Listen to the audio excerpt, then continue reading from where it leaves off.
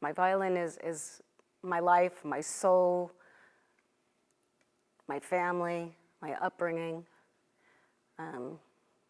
It's music, I think music that's so important in our lives. Without music, we have nothing. It brings peace and harmony, and it's international, so really should be a beautiful thing, something we can all agree on. Your violin is special because of its history. Tell us where it came from. The violin I'm playing on tonight is my cousin Eric Rosenbaum's violin. He lived in Germany, and he was taken to a concentration camp. And a couple of days later, he was released, and this was his violin growing up. He moved to New York, and this is the family legacy of his instrument. And music was really important in my cousins and my mother's family in Germany. So he was in the concentration camp? Yes, he was. Which one? They didn't tell me. They don't know. Unfortunately, he passed away a couple of years ago. So this violin witnessed, what do you think, a lot of horrors? Yes, I think it survived a lot of horrors. I think it's a testament to the family who was able to bring it out and survive. Do you know, did he give it to someone, for safekeeping? Can you talk a little bit about that? Or? I don't know. Was it in the concentration camp with him? I'm not sure that either. I'm sorry. Okay. So it escaped, essentially. Yes. Correct. What do you think about what this instrument has been through, and your family has been through? Well, I think we went through a lot of good times because they loved music. They loved music. That was an integral part of the family and gatherings, and they would go to classical concerts. And then I think it's the thread that says we will survive. I think it's a testament to survival. The violin that belongs to my mother was given to her by the Warburg family, the banking family, when she was younger, and she started to play the violin at 14. The other violin is my uncle Eric Rosenbaum's. I really don't know how he got it, but I do know there's a lot of music in our family, and his brother played the violin also, and that's from Germany. And the viola is from my cousin, Uncle Ernst Rosenbaum, and he gave it to me as a gift because I was studying in England as a violinist, and he just gave it to me, so it's in our family. These violins have seen a great deal. Yeah. Talk to us about where they were from. Well, my mother's is a Heberlein. It's a German violin. And it's at least 100 years old. It wasn't the most expensive instrument, but it's not the instrument that matters. It's how it came to being and how it still survives that really is so important. That's what makes it so valuable. I really can't tell you much about my Uncle Eric's instrument, but I believe also, David would know better, that it is from Europe. It's an old instrument, and they played it in their home. They also sang opera in their home. They had soirees. They had chamber music get-togethers. Music was very important to the culture, to their culture, to be educated. It made up part of their life. And my Uncle Ernst was a cellist, a pianist, and a violist. And he loved music so very much. And he actually moved to England and was able to save many children from the Holocaust, bringing them into his home in England from Germany. But these violins had a common denominator. Well, they're all from the family, the Rosenbaum family. My mother, Edith Rosenbaum, Eric Rosenbaum, and Eric's uncle, Ernst Rosenbaum. So that's the common denominator. I'm talking about what they escaped. Oh, yes. Well, from the Holocaust, of course. My mother was, if you want to say fortunate enough, was able to get out of Germany, out of the last ship from Hamburg. in August 11th, 1939. That's 3 weeks before war broke out. And she took with her this violin, where she almost lost her life, and a concertino accordion, because she adored music. And yeah, that was it. They would not let her take her typewriter because they said they did not want, the Nazis said they did not want the Jews to survive and to be able to make a living. But because she was so young at that time, I think she was 16, 17, and my grandmother cried to the Nazi. He understood and he had showed some compassion, and he said, "We will take everything else away, but you can keep the violin and the accordion." My uncle Eric on Kristallnacht was taken away for 3 weeks to a concentration camp, where he came back pretty frozen and beaten up and such. But the violin survived. So I guess they just took him. They didn't take all his belongings at that time. He ended up in France. My uncle Ernst, I guess he might have left early enough when it was easier to get out of Germany, and he took his instruments with him. So that is the story. They are, in different ways, all associated with the Holocaust. I'm David Herman. I'm a violin maker, restorer in East Meadow, Long Island, and I've been in this residence doing this since 1975. And I'm serving a lot of the players, musicians on Long Island for that period of time. And I have a very good relationship with all of them, and I'm very pleased to continue doing this. And how many violins would you say you've repaired? That's hard to say because it's a lot of years. I would say it could be 1,000 instruments easily without just off the hand guessing.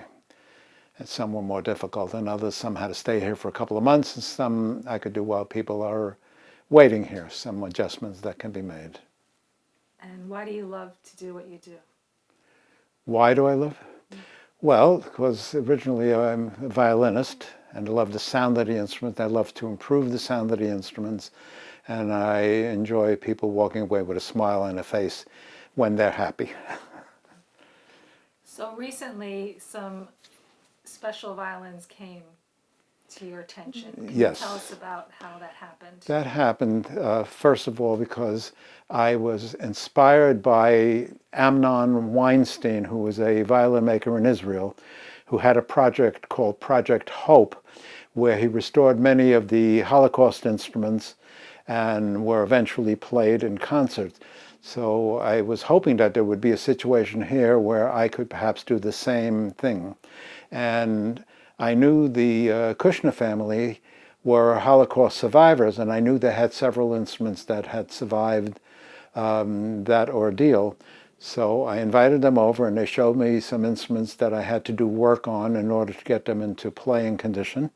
And I did, and they are here. And I made improvements on them, and we had a performance with them. We're going to have another performance tonight on these very same instruments.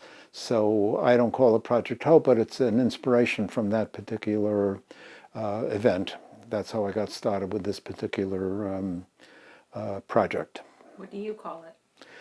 I call it Project Continuation or Project Revival, but I don't really have a name for it. It's just a continuation of these things. And I've offered this service at no charge. And anyone who has a Holocaust instrument that they want restored, I will do it for them at free of charge anytime in the future as well. Okay. What condition were these violins in? Some were in pretty good condition. One was broken, but the sound had to be improved. Some had bridges made, some all had new sound posts made, and one was regraduated where the instrument was thickened wood, and I was able to take out some wood and make it sound like a better instrument. Let's remember that a lot of these instruments were never meant to be concert instruments. They were instruments used by families or people just wanting to learn to play the violin. And they were family instruments. The same thing happened in the United States in the 1900s. There were, I think I mentioned to you, there were more pianos in tenement buildings than there were toilets. People didn't have cell phones, they didn't have TVs, they didn't have these distractions, so they played instruments. But these violins have been through a different experience than Yes. the other ones that you've Yes. seen. Can you talk to us about what they've witnessed, so to speak? Well, what they've witnessed, I think we'll wait for Carol to tell you because she knows the exact situations and the exact situation of their survival. So I think it's best to wait for Carol to give you that information. I took it over from when they were presented to me to do some work on them to get them ready for performance. That was my input on them. But knowing the background on them, I mean, can you talk in general about what these violins had gone through, or possibly gone through? Yeah, they had gone through breakage, and the sound posts didn't fit anymore inside the instrument. Do you want me to talk about sound post for a moment? Or, yeah, sound post is a little dowel that fits inside the instrument. If I may show you a model of it. May I? Do that after. Okay, I'll show you a model of it later. And it connects the top to the back of the instrument. And the word for a sound post in all foreign language is the same word they use for soul. So you can see how important it is. Like, for example, in Italy, the word is anima. In Israel, in Hebrew, it is neshama. So this little piece of wood is fit inside the instrument. It's not glued in, and it can be jostled around with a little sound post setter to the optimum setting so it can make the instrument sound its best. And so all of those had to be replaced because it's made out of spruce, and spruce shrinks, so it wouldn't have the same contact that it did originally. Being the family instrument and not a concert instrument, the makers probably didn't intend to do the best thickness and thinness of the instrument, so they left it thick. So I figured that while the instrument was open during the repairs, I was able to regraduate or do some correct numbers on the thinness and thickness according to what I studied, and to make them more resonant than they were before. All of them needed some kind of work. They all needed some cosmetic work. They all needed some touch-up, cleanup, and the fingerboards where the fingers play had grooves in them. They all had to be planed out. So there was a lot of work to get them going into their present condition. How did they sound before you started your repair? They played the notes, but they weren't as resonant as they could be. Now they're, I guess I would say, up to their optimum. I guess that's a good word for you, optimum, right? Is it because they weren't played? So No, long? because the wood was too thick, and also when an instrument sits dormant, it needs to be revitalized a bit also by playing. An instrument does improve with playing. And a lot of times parents tell me, will the instrument get better? I said, well, your child will get better too. So we don't know which one is better, but an instrument does get better with playing. And some makers have scientific methods where they have a machine that keeps sawing away at their instruments for hours before they present it to anybody, believing that the hours of playing will actually make their instrument better. They have a machine that goes back and forth with a bow. Why do you think it's so important to revive these instruments from the Holocaust? Well, it's something that was very important to the families of the instrument. It was part of their lives. It's almost a part of their lives that are being relived again the way they were supposed to. Like normal people would live in a house, have their entertainment, go about their daily things, and the violin and the viola and the piano were very important to them as far as their daily functions. These functions and rights were taken away from them. So now that they can be brought back to them, I feel is very important. And can you talk to us about the significance of violins in the Jewish culture? Well, the violin was always especially in the 1940s, every kid played a violin.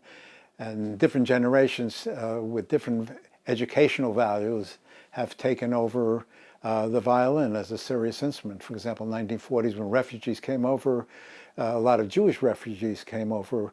They felt the importance of education, and the violin was a very, very important instrument to enhance concentration in education. Today, it's a different cultural environment. I have many Asian people who have taken over that aspect of violin playing. So you'll find many Asian people are now excelling in the violin, and it has drifted off from that original group of people that started with the violin. But the violin has always been associated with the Jewish people. If you look at the paintings of Chagall, you'll see violins in all of them. And you start with the Old Testament. David didn't play the violin, he played a lyre, which is a string instrument also. So there's always a connection between Jewish people and violin. And also when the Jewish people were not allowed to do certain activities in Europe, especially in Russia, they were condemned to do certain things that they were allowed to do, like music. So naturally, out from that outgrowth came David Oistrakh, Yasha Heifetz, Yehudi Menuhin, Nathan Milstein, Misha Elman. All these people that were not allowed to do other things excelled in what they were allowed to do, which was playing the violin or the piano. What were they used for during the Holocaust? What was their significance during the Holocaust? They were methods of survival. For example, in Terezin, there was an orchestra, and this was used as a propaganda for other people who criticized the Germans that they were mistreating certain people. They had orchestras that performed, and when their usefulness was not necessary anymore, they were sent to the camps to be exterminated. But the playing the violin for many people kept them alive for a longer period than they would have been had they not played the instrument, because they served the purpose for entertainment for the Nazi officers. What do you think about I remember a story about Kurt Masur, the former conductor of the New York Philharmonic. When he was a piano student, he remembers when playing Mendelssohn, he had to lower the windows. Even though Mendelssohn had converted to Christianity, they didn't recognize that. You know. And I remember that there were stories that many Jewish violin soloists were not allowed to play Brahms because they weren't fit to play German music. But they forget that Brahms dedicated his concerto to Joseph Joachim, who was a Jew. So there was no real reasoning going on here except hate. Yeah. So when you repaired the violins, you essentially revived a part of history. Is that not the case? Well, when I was doing it, I'm just repairing the violin. I'm not thinking about anything in history, but I guess it did do that. It revived part of history and part of family life. Looking at it now, it gives me that satisfaction. When you heard the violin play after you repaired it, what was that like? Oh, it was great. It was wonderful to hear something that was alive again, that lives again. It was like a resurrection. I guess you call it Project Resurrection. How's that for a title? All right. So as you're sitting in the audience in the concert, and Yeah. you hear the three together playing, Yes. what's going through your heart? Yeah, it's just heartwarming, you know. And I looked around the audience, and somebody said it wasn't a dry eye in the room, which was very nice to know that you've communicated with people. That's what art is. It's communicating with others. If you do it for yourself, it's gratifying for a while. But after a while, if you're not communicating, you're living in a vacuum. And this is something personal to you as well. No, I dedicated the project to my sister, my mother's sister, who was murdered along with her twin girls. They were both age 5 at the time. I dedicated this whole project to her, and I have a photo. You can look at it later. And they remained in Poland, and I understand they were hidden for about 5 years or 4 years, and then when they came out after the war was over, they were shot. Now that I don't understand why, when the war is over, you're shot, unless it was like a book that I read was Hitler's Willing Executioners. They were happy to continue afterwards in the spirit in which they started murdering people. So I was once on vacation and somebody said to me, a lot of people died during the war.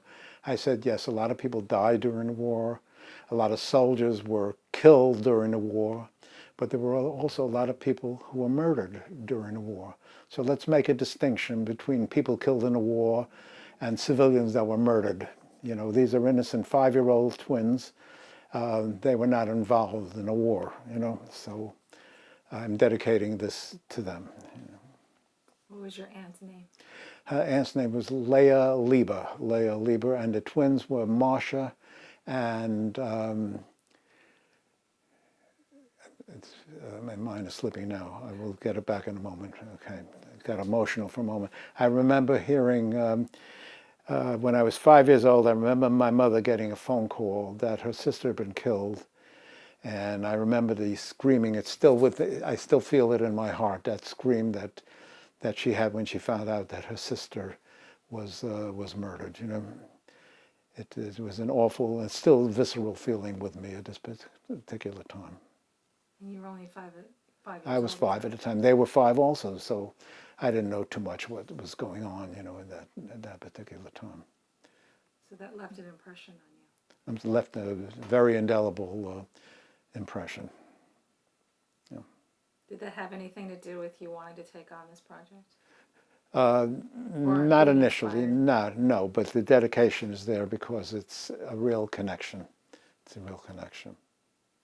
What do you, like, today is Holocaust Remembrance Day. Do you have any thoughts about? Well, my thoughts are that it is a requirement to remember. And if you don't remember, people forget, you know, and history is liable to repeat itself. And with the rise of anti-Semitism now in the United States, people say it can't happen here, but already there are people being shot up. So what about not happening here is not happening? That's what I would like to know, except that it's not an accepted thing. But when they start making it an accepted norm, it becomes very, very dangerous.